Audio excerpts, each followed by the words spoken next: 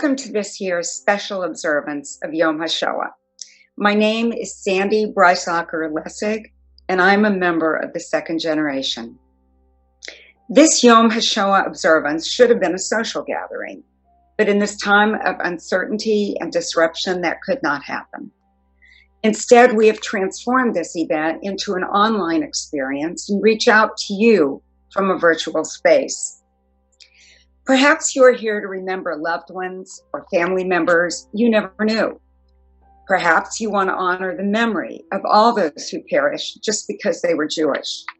Perhaps you knew a survivor who's no longer with us today. Our hearts are heavy for those precious survivors who've passed away. Later in the service, we'll show the names of our beloved survivors who have passed away since last year's Yom HaShoah.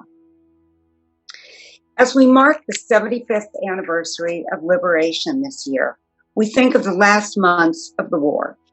As Allied troops moved across Europe, they began to encounter tens and thousands of concentration camp prisoners suffering from starvation and disease and years of mistreatment.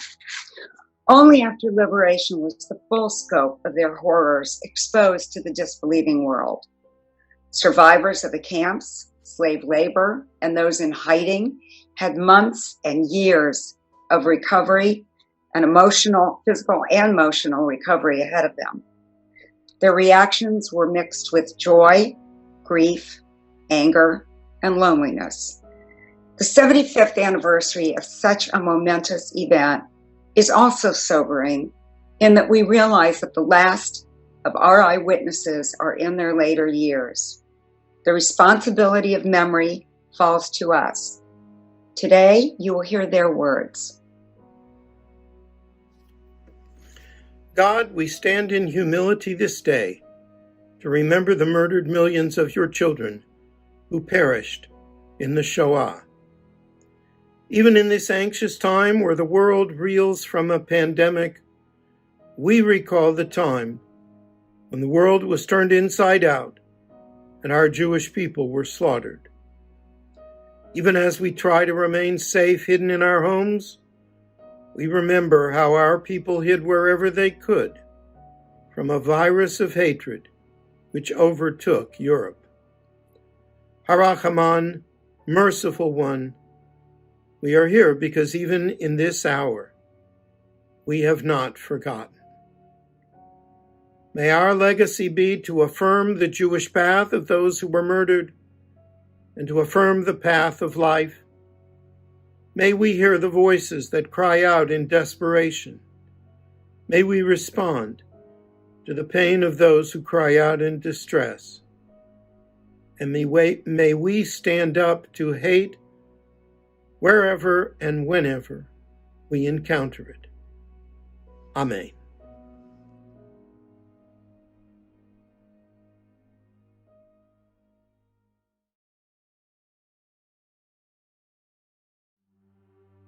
From Alice Kahana. So when liberation came, we were already dazed.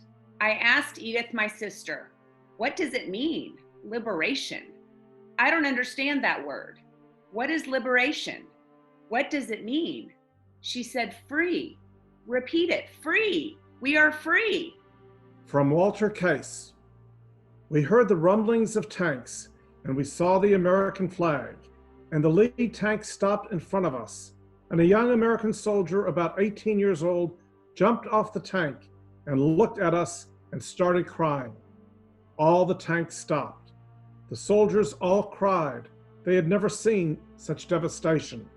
We looked just like the corpses piled up in Mauthausen, just still able to talk. From Mady Deutsch. There was a Jewish capo, and her job was to get us out of the barracks and line us up, and she counted everyone, and then the SS would come again and count again. And this morning, she didn't come by, and we didn't hear anything. There was no morning commotion. We couldn't imagine what had happened. So this capo came out, and she didn't see the SS, so apparently, during the night, the SS fled. So she ran out to the square, right in front of the barracks where we were staying, and she says, We are free. The war is over. We are free. It's over. It's all finally over. So we ran out like wild, wild people, and we were crying and laughing and hugging and kissing and going through every emotion a human being is capable of. From Wolf Finkelman. And we started walking on a forced march, and the people in the towns we marched through just looked at us like we were criminals, and they don't give us anything whatsoever. We end up in a camp that wasn't finished, and we're sleeping on the ground or on dead people to stay warm. It's like March or April, and we get some like soup maybe once a day. One day the Germans just picked up and left. That was when the war ended. People were running toward the kitchen, grabbing food. We went into the German barracks and we slept that night there covered with blankets. In the morning, we walked out from the camp, which was right at the edge of the action. And as we were walking, American soldiers were driving by with the tanks, and everybody was so happy to see them. People were still dying from the excitement and the eating, and it was something to see after liberation, to see all the people still dying. The soldiers were throwing candy and food to us, and our stomachs were not used to such rich food. That was May 5, 1945.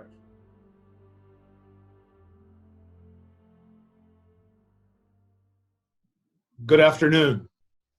My name is Benjamin Warren, Chairman of Holocaust Museum Houston. Today we pay our respects to the victims of the Holocaust under very unexpected circumstances. Instead of being together as a community, you're experiencing the program from a computer or electronic device at home. Nonetheless, we can still commemorate Yom HaShoah and mourn the loss of millions of souls. We observe this day to raise awareness and understanding of the Holocaust. It is important for all humanity to remember that such tragedy could happen again, anywhere and at any time, if we don't learn from the past. Survivors of the Holocaust suffered immensely. They count their victories in survival, in descendants, and in the knowledge that their testimonies will live on in perpetuity.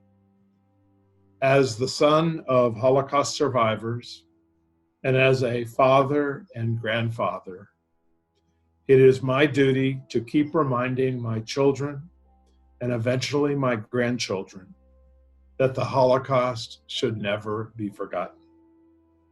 This was a tragedy that defied comprehension, a tragedy where 6 million innocent people, men, women, children, and babies were sent to their deaths just for being Jewish. Their dreams and the Jewish communities in which they lived were obliterated forever. It has been 75 years since liberation, and we must take a moment to pay tribute to those soldiers who died on the battlefield fighting to rid the world of Nazi tyranny. We are forever grateful to those brave Allied forces, the Americans, the British, and the Russian soldiers who restored peace and freedom as they stumbled upon the camps where so much horror occurred. These soldiers struggled with their initial shock and anger at man's inhumanity to man, but they responded with compassion to what they saw. Many of them could not forget what they encountered and revealed the horrors in their reports, in their letters to their loved ones, and the photographs they took. It bears witness to those who dared to deny what happened. I would like to recognize our Houston Holocaust survivors and their descendants who are watching this streamed event from their homes. You have heard their words today describing what they felt when they realized that the horrors of the Holocaust were over. We continue to admire their strength and resilience in moving forward and starting new lives. There is nothing more important to Holocaust survivors than the hope that the lessons of the Holocaust will be taught to future generations. This is central to the mission of Holocaust Museum Houston: to tell of lost humanity, of resilience and survival, and to teach tolerance, courage, and respect for human diversity. We are proud to include the winner of the 2020 Holocaust Museum Houston Yom HaShoah Scholarship, Jay Bahatai. Jay is a student at Kempner High School in Fort Bend ISD. Sadly, we also remember those survivors from the Houston community who passed away since last Yom HaShoah and whose names will appear on the screen. May their memories be a blessing. Before I end, I'd like to thank Bill and Shirley Morgan for their generosity in funding our annual Yom HaShoah service, as well as our community sponsors who will be listed on the screen. Thank you to all the participants and behind the scene folks who put this virtual program together. It is reassuring that people all over the world have come together and will be doing similar ceremonies for Yom HaShoah. Even in this time of uncertainty and disruption, it is important to remember that the past and rededicate ourselves to protecting human rights now and in the future. We must never forget. Thank you for watching this service from your home.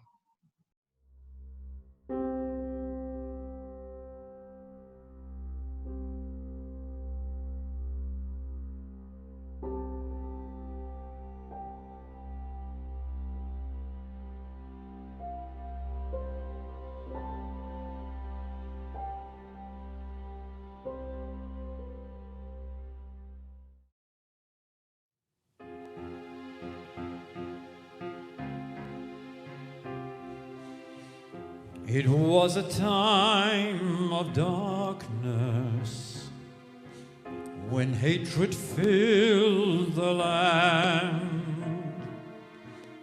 An ancient people scarred by persecution, facing the threat of the final solution. But in the midst of this madness, there were a righteous few with a kind heart and a noble soul, risking their lives to save our Jew. A soul saved is a world saved. It's the spirit of love. A life loved means a world loved. It's the light from above. We will always remember all the goodness in their hearts. The soul saved is a world saved in the spirit of love. It's the spirit of love.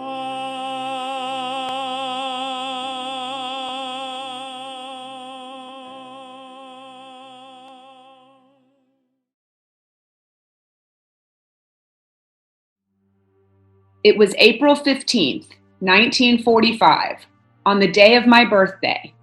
In the morning, the SS don't yell. They don't holler, "Raus, raus, everyone out," and it's quiet, and we don't see any Germans. We hear tanks and trucks and all kinds of things, and we realize that we were being liberated by the British. And they came and started talking to us, asking, "What are you doing here?" More tanks were coming. The British were here, and they were giving us food, flour and potatoes, carrots, onions, meat and chicken we should cook. And we didn't know how, but I will never forget how I celebrated my birthday because my sister and I got 2 bricks outside, and we made a fire, and we took our little bowl that fell into the fire. So we threw the potatoes in the fire to cook, and they were burned to a crisp. I didn't clean the ashes from the potato, I just ate it. Can you imagine for my birthday to be so jolly? To be free to bake the potatoes in the ashes and dirt, and the skin was so crisp, and we were liberated. From Yitzhak Zuckerman. The awaited day had arrived. January 17th, 1945. Suddenly, there was a complete silence. Thousands of cannons interrupted the silence occasionally. The Soviets' onslaught had begun. This day, January 17th, was the saddest day of my life. I wanted to cry, not from happiness, but from grief. I am not saying I cried, I am saying I wanted to cry. This was the first time I wanted to. The kissing tank driver, the blown flowers toward them, the joyful crowd, the freedom, feeling, and redemption, and us standing among the crowd, lonely, orphaned, and I know very well that there is no Jewish people anymore. What joy can possibly be? I was devastated. From Linda Penn. The Americans started to bomb very often. Evidently, they knew we were working in an airplane factory. The Germans were running to the bunkers, and they decided they would run from the American front. We started to walk through Germany. We walked day and night, and in every village we left, the Americans were right behind us. But we were not lucky to be liberated yet. We walked until they could put us on a train, cattle car, to Theresienstadt. There were thousands of people, and it was an extremely crowded place, so they put us in the attic. Every day there were rumors that the Germans were going to kill us. So the last day of the war, May the 8th, we were liberated. I remember as I was coming down from the attic, people were screaming, "We are free!" But I couldn't believe it. The closer I was coming to the courtyard, I saw people dancing and screaming and crying, "We are free! The war is over!" The gates were open, and I saw the Germans running away with no guns, and it was just unbelievable to be free.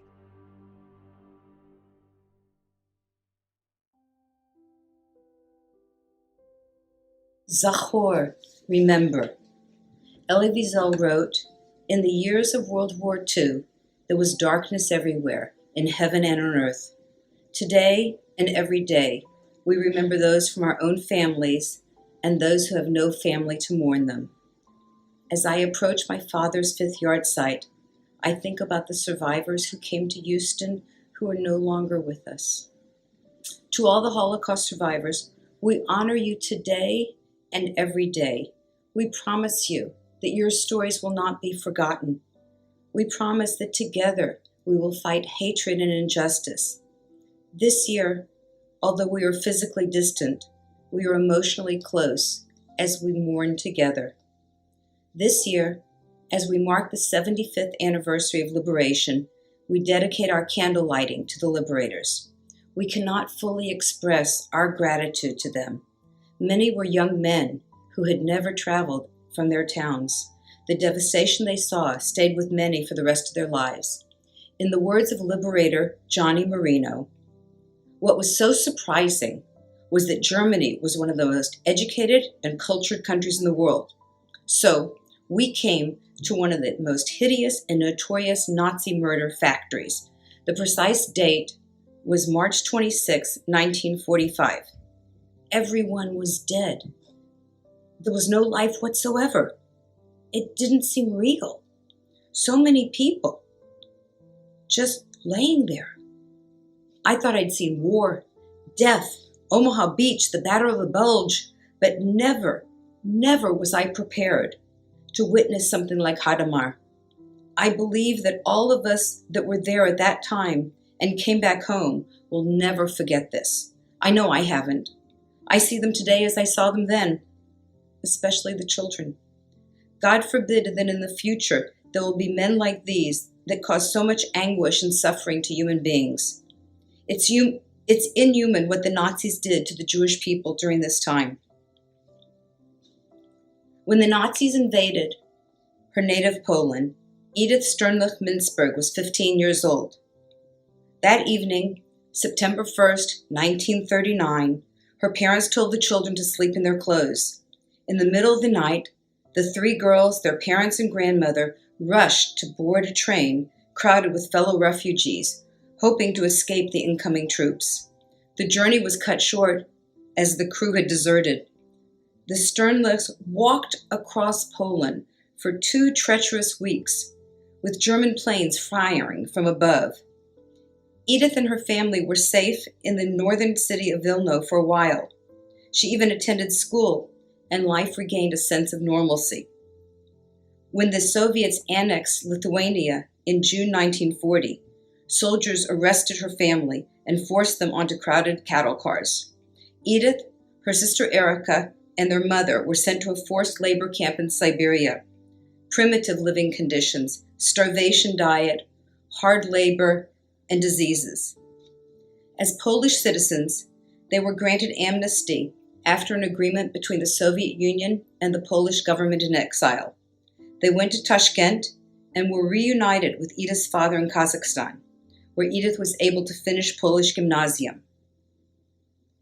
When the war ended, the family returned to Poland, where they learned that Edith's sister, Herta, her husband, baby, and their grandmother had all been murdered by the Nazis. Edith realized that Jews had no future in Poland. She fled to Munich in the American zone. There, she met fellow survivor Joseph Mintzberg. His mother, father, and 5 sisters had all been murdered in Treblinka. Joseph, in a separate transport, had jumped from a moving train, headed for Treblinka. He was the lone survivor of his family. Joseph and Edith were married in 1949. Later that year, they came to the United States, settling in Houston. Married 54 years, they had 2 children, 7 grandchildren, and 5 great-grandchildren. We light the first candle in honor of Edith Mintzberg, in memory of Joseph Mintzberg, and in honor of the liberators.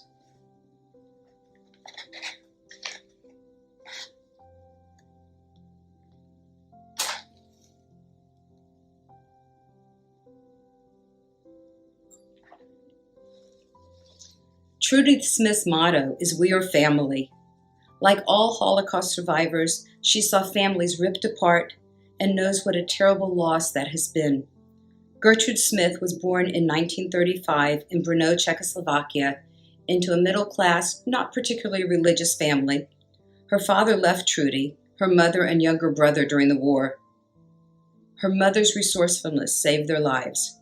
For a while, they could pretend they were not Jewish, and Trudy went to Catholic school. But that proved to be too dangerous. Her aunts, uncles, and cousins were deported and murdered.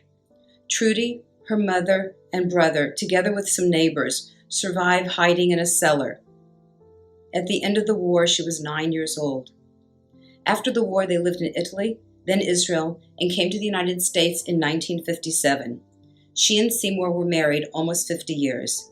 They had 2 sons and a daughter. Tragically, both sons have died as well.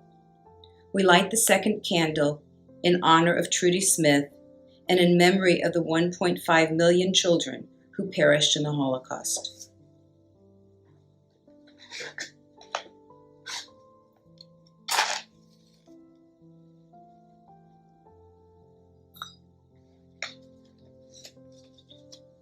Jews and non-Jews risked their lives, and the lives of their families to save Jews. Most did not see themselves as heroes. It was simply the right thing to do. Monique Ritter was born in Paris, beginning in 1941, when she was only 4 years old, until the end of the war. She was hidden by the Guilbault family in Les Celliers. She was treated like a member of the family, attending Catholic school and going to church each week. The only ones in the entire village who knew that Monique was really Jewish were the village priest and the head nun at the school. Her parents survived, hidden in a small town in central France. After the war, when they came to pick her up, Monique was torn between leaving the Guilbault's house and returning with her parents to Paris. Monique did go to Paris with her family. They later went to Israel, where she met her husband Erwin, a Holocaust survivor from the Transylvania region of Romania. They were married for over 63 years. In 2016, Monique participated in the ceremony as the Guilbault family received the Righteous Among the Gentiles medal from Yad Vashem. We light the third candle in honor of Monique Ritter and in honor of those brave men and women who did whatever they could to save the Jews.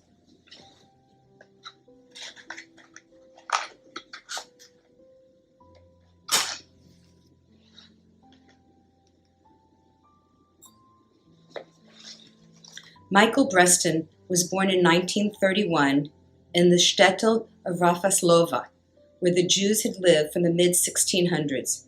He grew up in a warm, extended family. Most residents of the village were Ukrainians. In 1941, the ghetto was established. Jews throughout the area were ordered to move with only a few minutes' notice. 1/3 died along the march, including Michael's grandfather. The next few months were marked by forced labor, random beatings, and killings on the streets. In 1942, the ghetto was sealed. Michael's father was part of a forced labor gang outside the ghetto. In the confusion, they were able to escape.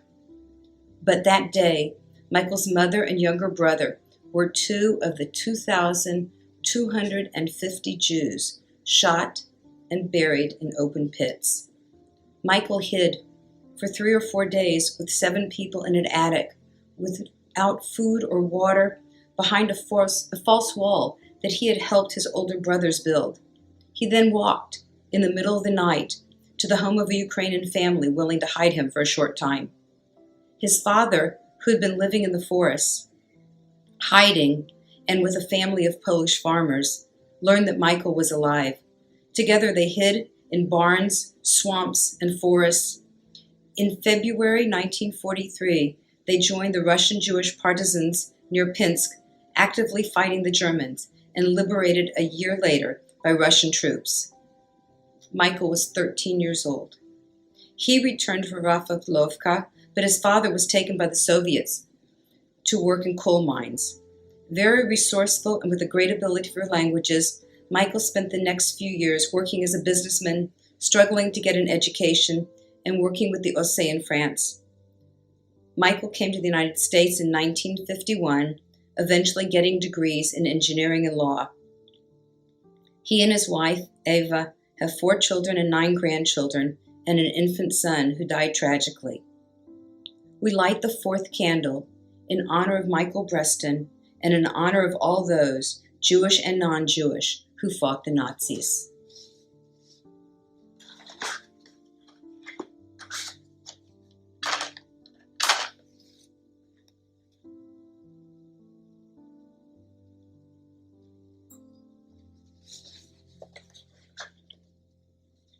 Nathan Aptekar was born in 1931 to a religious family. He grew up in Lodz, the youngest of 4 children. Even before the war, he experienced beatings and anti-Semitism. When the ghetto was established, his family fled to his grandparents' home in a nearby village. Life was very difficult. Education was banned, but they were relatively safe until late 1942. The Jews were all ordered to gather for deportation to Majdanek. His father was deported and murdered there. His mother managed to escape with Nathan, his brother, and 2 sisters into the countryside, disguised as Polish peasants. For 6 months, they stayed in a cramped bunker with little food behind one family's home, and then another 5 or 6 months in a hiding place under a barn. They were always hungry and afraid. In 1944, they escaped to the forest, living and fighting with Jewish partisans until they were liberated by the Russians. In January 45, he joined a kibbutz group in Lublin, helped by the Haganah. 2 years that included spending Passover in an Austrian jail, learning Hebrew, smuggling guns, and 6 months in jail in 1948 while trying to get his mother out of Poland. In July 1950, they went to Israel, and his girlfriend, who he married shortly after, where their 3 daughters were born. Nathan fought in the 6-Day War and later came to the United States, where their youngest was born. We light the 5th candle in honor of Nathan Aptekar and in honor of all the rabbis, teachers, artists, and others who try to sustain the Jewish spirit in those darkest days.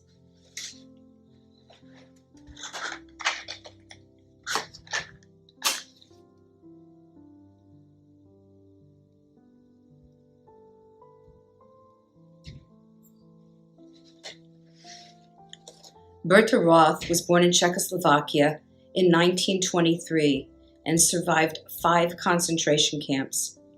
In 1944, in a crowded boxcar meant for cattle, she was taken from the Užhorod ghetto to Auschwitz, where most of her family was killed. Together with her sister, she was later transported to Frankfurt am Main for slave labor, and then faced the brutality of Ravensbrück and Mauthausen concentration camps, where her only sister perished. After a brutal death march to Gunskirchen-Wells, she was finally liberated by the American troops. Today, she is one of our oldest survivors. Her loving family includes her 2 daughters, their husbands, 4 grandchildren, and 8 great-grandchildren. We light the 6th candle in honor of Berta Roth and in memory of the 6 million of our people, old and young, men, women, and children who died in the Holocaust. Zecher Tzadik Livracha, may the memory of the righteous be for a blessing. Please rise for El Molei Rachamim.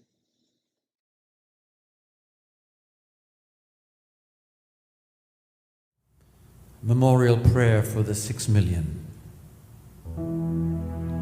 El Molei Rachamim shochein bamromim המצא מנוחה נכונה תחת כנפי השכינה במעלות קדושים וטהורים כזוהר הרקיע מזהירים את נשמות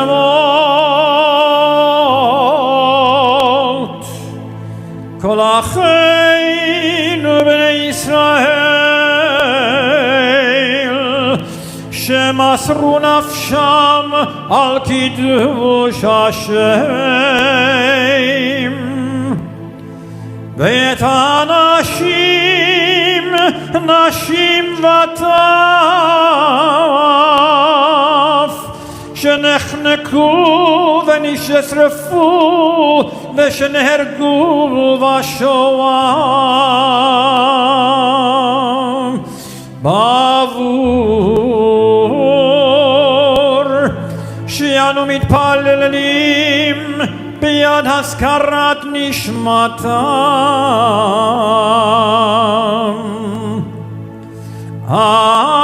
אמנה ישמע בחיינו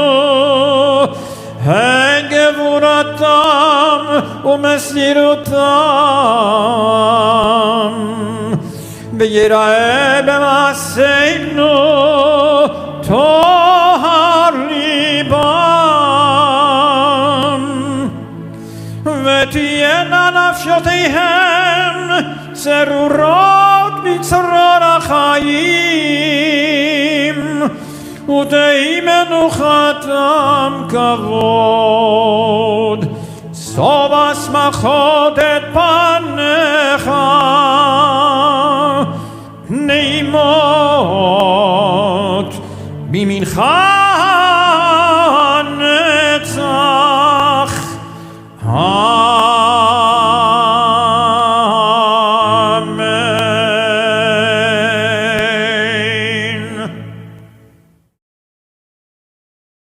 Warner's Kaddish. Yitgadal v'yitkadash shemei rabbah, v'yalma divrach irutei v'yamlich malchutei, v'chayechon uv'yomechon, uv'chayei dechol beit Yisrael, v'agalau v'izman kariv v'yimru, Amen. Yehei shmei rabbah mevarach, li'olam almei almaya. Yitbarach v'yishtabach, v'yitpar v'yitramam v'yitnaseh, v'yithadar v'yitaleh v'yitalal, shemei dekudesha b'rechu, v'ela min kol birchata v'shirata, tushbechata v'nechemata, damiran b'yalma v'yimeru, Amen. Yehei shlama rabba min shemaya, V'chayim aleinu v'yal kol Yisrael v'yimru, Amen. Oseh shalom b'imramav, hu ya'aseh shalom. Aleinu v'yal kol Yisrael v'yimru.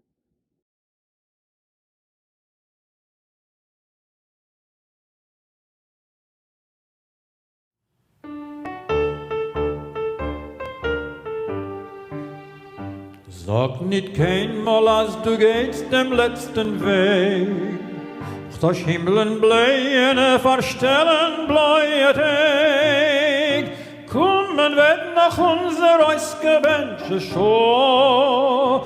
Es wird erbeugt an unsere Trotten, wir sehnen da. Kommen wird nach unser Ausgebänschten Show. Es wird erbeugt an unsere Trotten, wir sehnen da. Von grünem Palmenland bis weißen Land von Schnee. Wir kommen an mit unser Pein, mit unser Weh. Und wo gefallen sie zerspritzt von unser Blut. Sprotzen wird dort unser Gewurre, unser Mut. Und wo gefallen sie zerspritzt von unser Blut.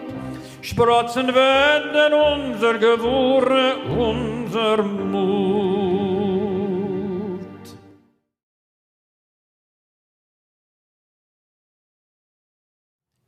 Prayer for the state of Israel, Hatikva.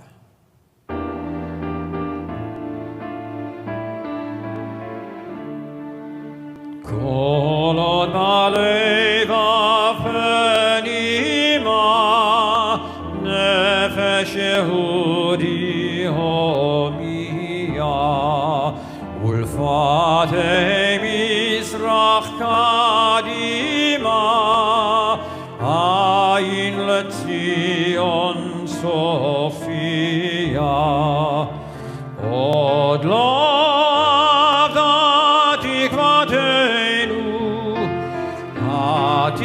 התקווה בת שנות 2000 להיות עם חופשי בארצנו ארץ ציון ירושלים להיות עם חופשי בארצנו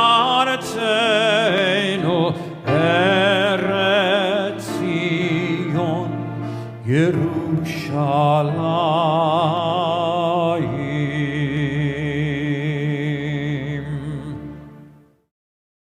Thanks to all who helped make this possible. Stay home and stay safe.